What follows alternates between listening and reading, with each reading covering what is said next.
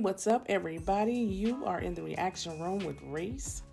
Welcome or welcome back. Today I'm doing a recap of Season 1, Episode 93. Now, before we get started, I need a favor. Please subscribe to my channel, like, comment, and share this video. I'm new to YouTube, so help me out if you don't mind. Okay, let's see what's going on beyond the gates. We start off at the Dupree house. Nicole asks Martin why he left Smitty and the kids. Martin tells her that Smitty asked him to leave. He says it's a lot and it's complicated.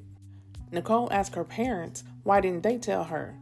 Anita says they were just trying to give her space. And then Vernon says there's been a whole lot going on. Over at the police station, Jacob is asking his dad a lot of questions about the body that was found and about Detective Malone. The chief tells him not to question his authority. He says you need to stop and leave it alone before you get hurt. At Martin's house, Samantha asks Smitty if he's going to let Martin come back home. Smitty tells her he just can't live with Martin right now. He says Martin's lies put them in a dangerous situation. Samantha tells him, "Promise me you won't give up on him." And Smitty says he won't. At the Dupree house, Nicole pressures Martin to tell her why he moved out, but he says he's just too exhausted and drained to talk about it. He says he needs to leave the house to clear his head and grab something to eat. So Vernon goes with him to the country club. Back at the police station, the chief comes over to Jacob's desk and tells him he's proud of him for being a cop's cop. And then Jacob finds out through the chief about Martin's press conference. At the Duprees, Anita tells Nicole everything.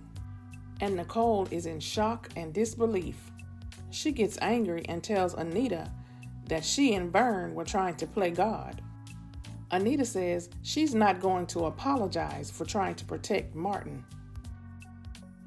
Over at the country club, Martin tells Vernon that Smitty is the one who helped him through all of this, but he still kicked him out.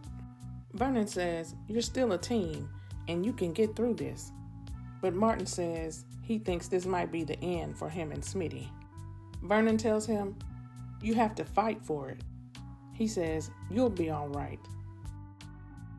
Jacob goes over to talk to Smitty and asks him why didn't he tell him about the press conference. He says it's not a coincidence that a body was found at the same time Martin was giving his speech.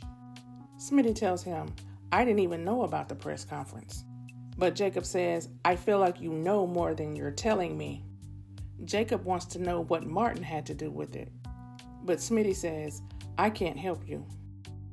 Back at the Dupree house, Nicole tells Anita that she's disgusted that they've been telling lies and keeping secrets just to save face. Anita says that's not what this was about. And Nicole tells her, "I'm sure that's what you tell yourself so you can sleep at night." And she walks out the door. At Martin's house, Samantha overheard Smitty and Jacob talking. And she wakes up Tyrell and says, "I think you were right. There's more to what happened than what we were told." Vernon and Martin come home from the country club, and Martin tells Anita, "Thank you for everything." And he goes upstairs to bed. And then Anita asks Vernon, "Are we horrible people?" Vernon says, "We could have handled this differently, but our intentions were good."